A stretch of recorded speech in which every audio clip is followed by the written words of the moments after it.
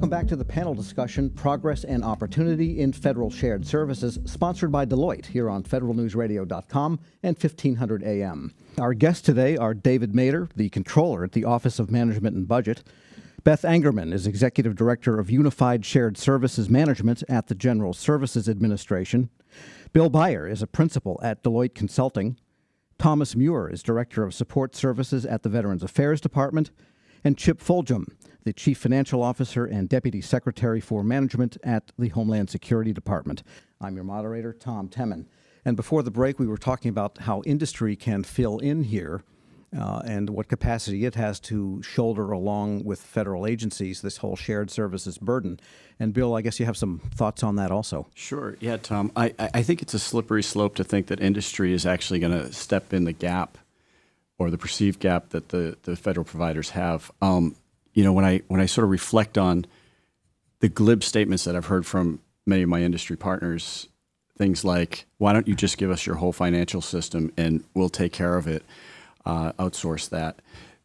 It strikes me that the federal government is so unique in many of the legislative requirements and things like that, that it's not just a lift and shift to a commercial instance on a financial management system. What they're actually asking is they're asking the federal government, hey, help us stand up a federal instance so that we can take your financial management system and you pay us to do that.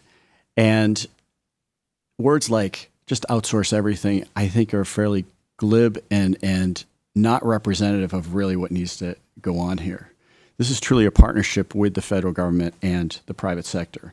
It's also an opportunity to really leverage technology. I do believe a lot of the issues that we're dealing with right now will be overwhelmed by technology. If you start to implement things like robotics, you start to implement things like the cloud, you start to change the contracting vehicles to have more of an as-a-service or an outcome-based type of contract with the private sector, I do believe that you're going to see some real efficiencies and you're going to see this thing pick up momentum.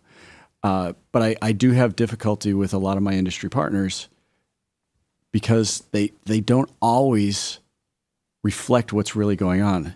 The federal government is doing a great job trying to get their arms around a very, very big gorilla. This is a $250 billion problem. It's not small. And that the size of the industry pales in comparison to the actual size of the problem. Yeah, and I think, Tom, you were saying that we have 375,000 employees in VA. You'd be afraid to just shove the whole thing over to any company. Right. I mean, even the biggest payroll companies, that would be like, adding General Motors or something, or Ford Motor Company right to them all overnight. Probably actually more than that, as a matter of fact.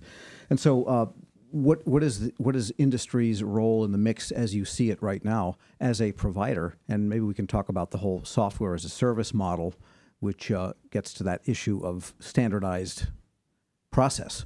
Sure. And we have, over the last, I want to say probably 4 or 5 years, as we've migrated a lot of our work, consolidated the work, right, defined the work, designed the organization, resourced the organization, whether it's insourced or outsourced. The VA approach under the MyVA transformation effort is really an in-source discussion, right? We're looking to consolidate it internally, to define that work internally, and then to look for those best technology solutions that Bill was talking about earlier. We're in year 2 now of a migration to a PeopleSoft product made by Oracle, and IBM's helping us develop that for our HR line of business to replace our very aging HR information system, which literally was designed in 1965. Right, and our financial management system, we're working through federal service providers, was designed and implemented in 1983. So our life cycle costs were well past the expected lifetime of many of our large core systems that manage our federal government marketplace, at least within the department.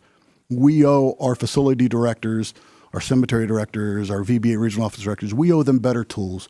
We owe our employees better tools so they can manage the work they need to do to better support veterans. We owe veterans better outcomes with employees that have the right tools to deliver those outcomes. And part of that is this migration to shared services.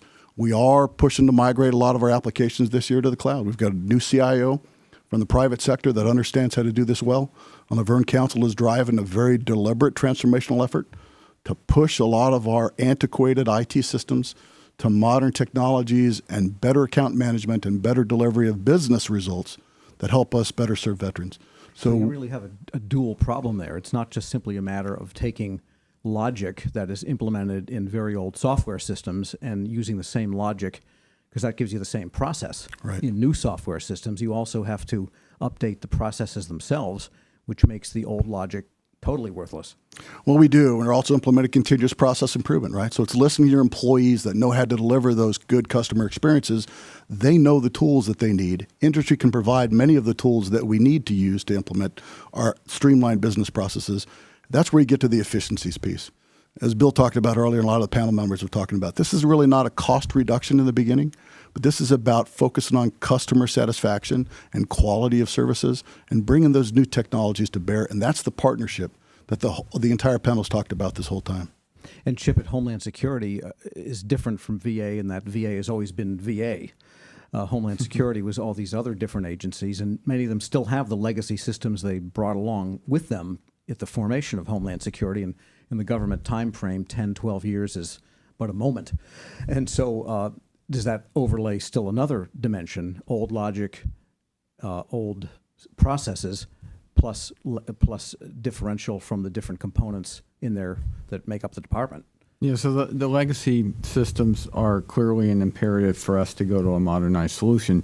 Then you put on top of that an apple is not an apple is not an apple across the department. What is in one system is not necessarily the same thing that's in another system. And then we don't have integrated solutions. So when you add all three of those together, it creates quite a challenge, but also creates an opportunity for us. So, but it provides a difficult proposition for a provider because they're not just looking at one little agency. We're sitting over here, we're ready to jump over.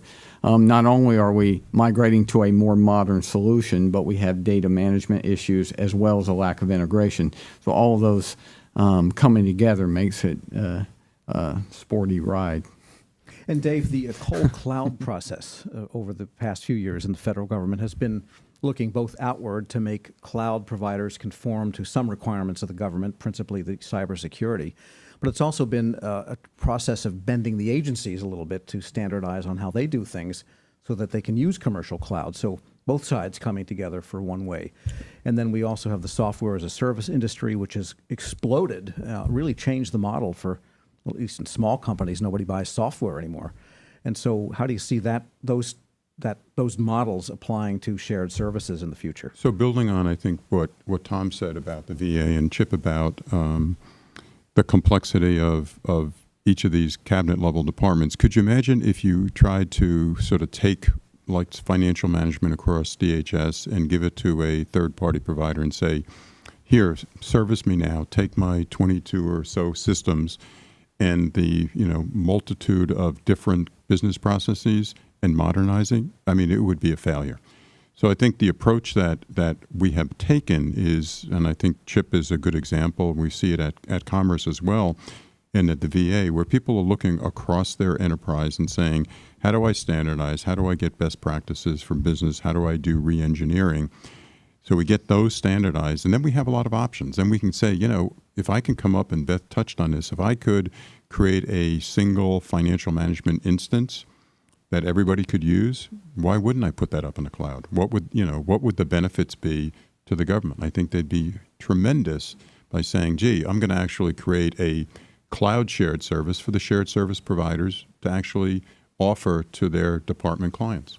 So Beth, that really makes moving to shared services then not just moving to shared services, but really a pathway to modernizing and getting efficiencies of modern processes and software systems. Yes, but I think it's critical that you have the same approach that Chip had to when he led his organization down this path, which was to bend to the solution, to adopt the standard, to define the standard, right? Government needs to do that as well.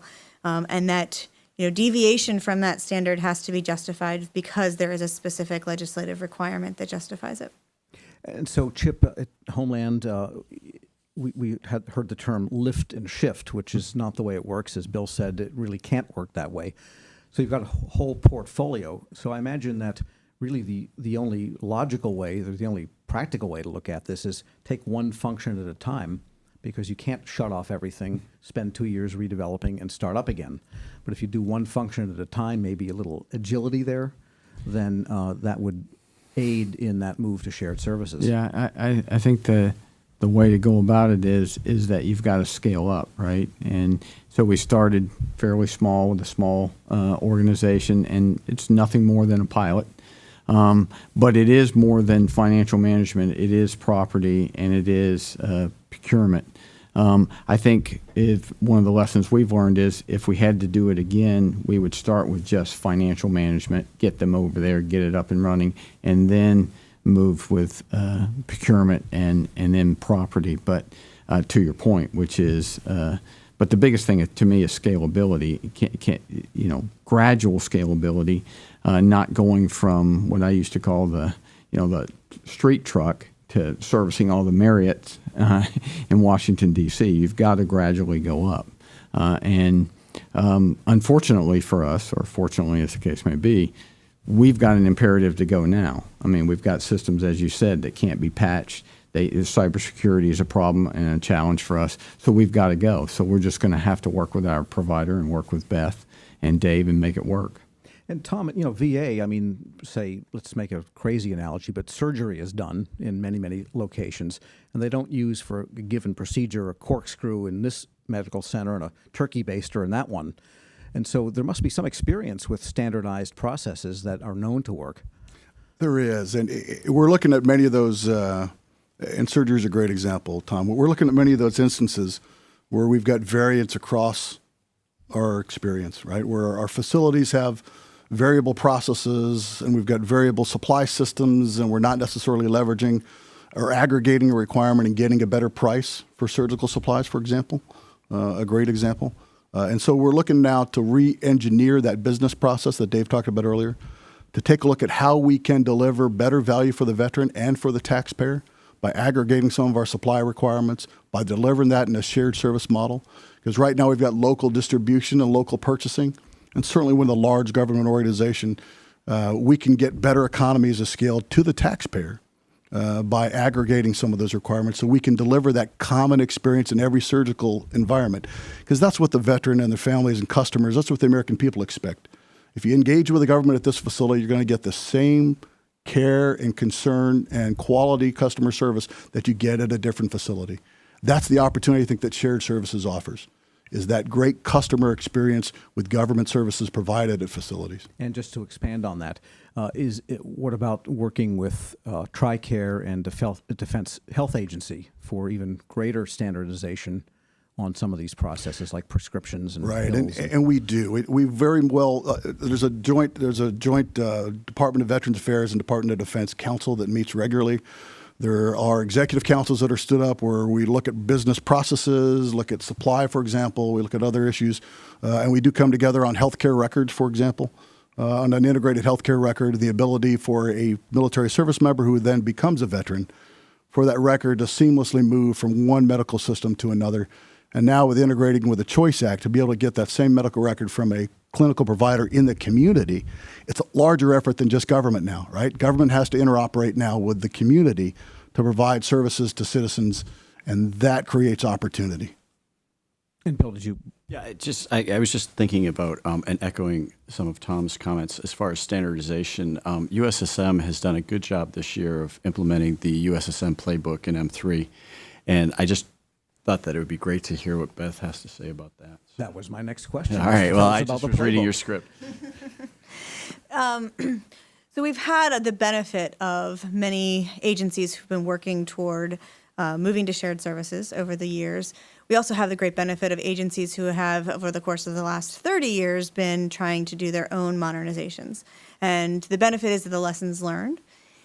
And the idea of our playbook is the principle of increasing the likelihood of successful implementations by documenting and encouraging, if you will, but probably more along the lines of enforcing the adoption of these best practices as agencies look to moving their mission support functions.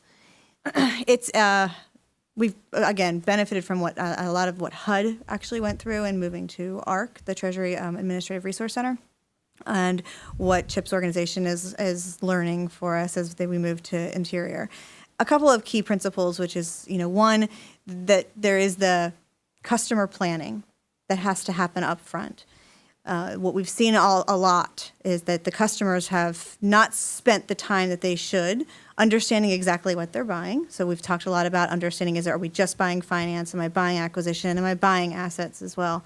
And understanding then, once you know what you're buying, what is the most successful path to getting there? So is it an incremental process where you do finance first and then, to Chip's point, look at integrating the procurement solution and the asset system later? And then is it the entire organization or is it parts of the organization? And does the customer have the support that they need, both internally and from a leadership perspective and from industry, to help set up their organization for success and to be a good customer? Then there's the supply side, which is all of the good lessons that we learned about assessing the maturity of the providers and whether or not they have the capacity to take on a customer this size of Homeland or other, cabinet level agencies. Our playbook actually allows us to have repeatable processes and measurement and a good, documentation and planning strategies to help us, again, hopefully increase the likelihood as these agencies move down this journey. So it's almost a structured query It's very approach structured, to yes. walk through your requirement and make sure that you get that likelihood of a successful outcome. It starts from doing your business case. It goes into being planning to be a good customer and all of the governance and how decisions will be made and what your requirements are, to choosing your provider and then implementing, and then also identifying what does success look like, right? What does your organization look like at the end so that we know which target we're actually aiming for and how we actually benefit from or recognize the benefits from being in a shared environment. All right, that's a good place to conclude. I want to thank today's guests. Tom Muir is Director of Support Services at the Veterans Affairs Department. Chip Fulgham is Chief Financial Officer and Deputy Secretary for Management at the Homeland Security Department. Bill Beyer is a Principal at Deloitte Consulting. We have also Beth Angerman, we just heard, Executive Director of Unified Shared Services Management at the General Services Administration. And Dave Mader is Controller at the Office of Management and Budget. I'm Tom Temin, Federal News Radio 1500 AM and federalnewsradio.com. And for more on this discussion, you can visit federalnewsradio.com, search term Deloitte.